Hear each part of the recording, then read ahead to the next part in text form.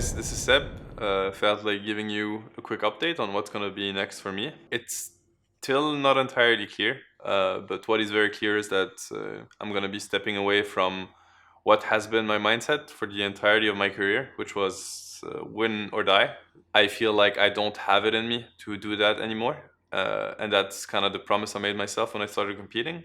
If I'm ever gonna be around Dota or around teams, it's gonna be me helping with the experience and what I have gathered over the years, but it's not gonna be 150% commitment. I don't have it in me anymore.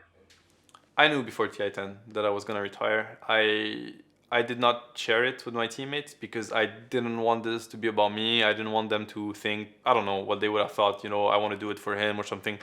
I wanted them to be themselves and to feel normal, like they would normally feel. So I kept it for myself. Maybe some people around the team knew.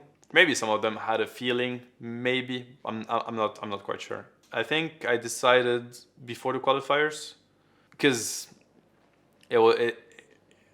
it's so much sacrifices, to be fair, and most of my journey has been a lot about building around me. It really takes a lot of drive and a lot of motivation, which I always had. But I never commit to a team or to people because I also see what everybody gives, right? Everybody sacrifices, and it is so much. So I can only live with myself and live with them if I know that I'm also ready to give it all.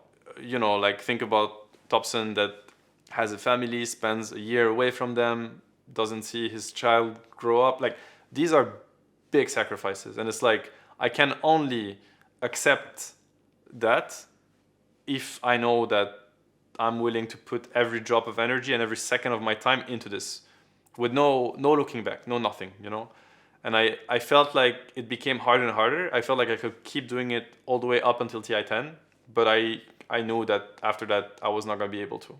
Therefore, it would mean that I had to take a step back and retire.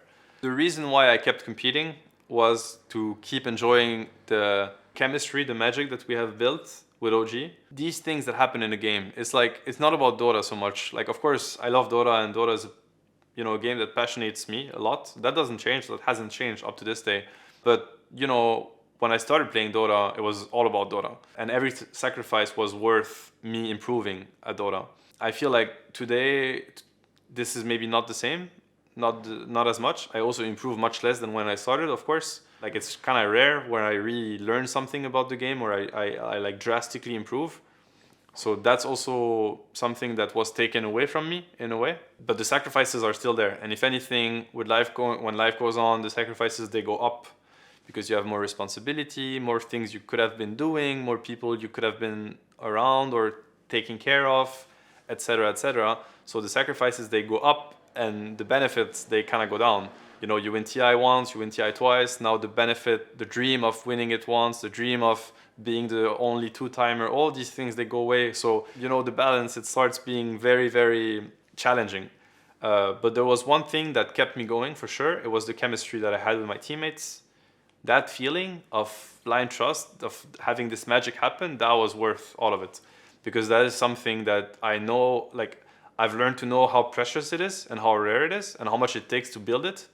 So I felt like as long as I can taste that, that awesome fruit, I want to keep tasting it. And when I realized that thing was not there as much with that roster, then it felt like the last kind of reason for all these sacrifices was now out of the way. Therefore, it made no sense anymore. I've learned so much being around Johan.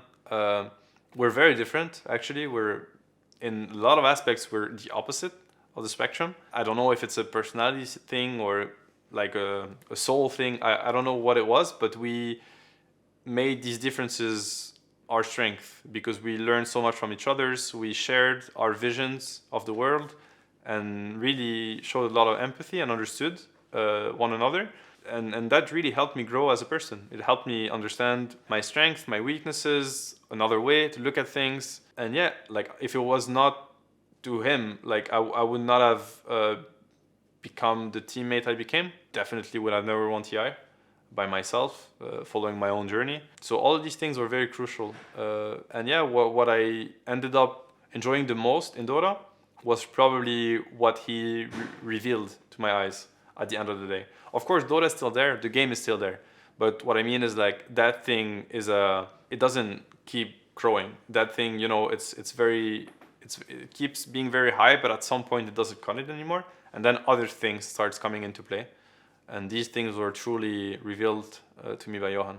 So yeah, it is very different this time around because I don't have the fire anymore. Last time I retired, I had the fire, but I felt like I was not in the best position to compete. I felt like others would do it better with me on the side, but I was still very, very obsessed with how is the team gonna do. I wanted the team to win everything, and I was ready to, you know, put myself in the front if I had to take the bullets for the team. Yeah, and I feel like I have took too many bullets that I can't. If I take another one, it will be the last one, you know. So I have to be wise with it. I have to let go, and I want to let go. So that has changed, and that is a big change. I mean, I would definitely say that I tried my best. I know that in my soul. I know that in my body. I gave it all. I mean, I'm very grateful. If anything, very grateful. I think I got a lot back from Dota in terms of, you know, whatever achievements, in terms of encounters, recognition, and I'm not saying I didn't deserve it. I worked very hard to deserve it. I just know that a lot of people worked as hard as I do and did not get it. So that makes me very grateful for that. I don't take it for granted. I mean, I definitely want to thank everyone for the support, the amazing journey, and at the same time, the way I look at it is like this is just a chapter. Like this is not the end of the journey by any means. OG Dota will continue. Dota's in our blood. It's in our DNA at this point. Whatever we have built and the legacy that we've built, you know, became something bigger than ourselves. That became something for the people out there that follow OG.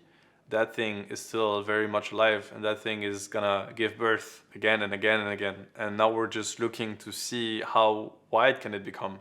And I think that's something that is very exciting. But at the end of the day, yeah, I just want to thank everybody for the amazing support. Don't unfasten your seatbelt. You know, the journey continues. We're still going. I don't know what the future is gonna be look like, but at the same time, that's what makes the future exciting, and that's what makes, you know, it worth being alive. So let's figure it out together. It should be awesome.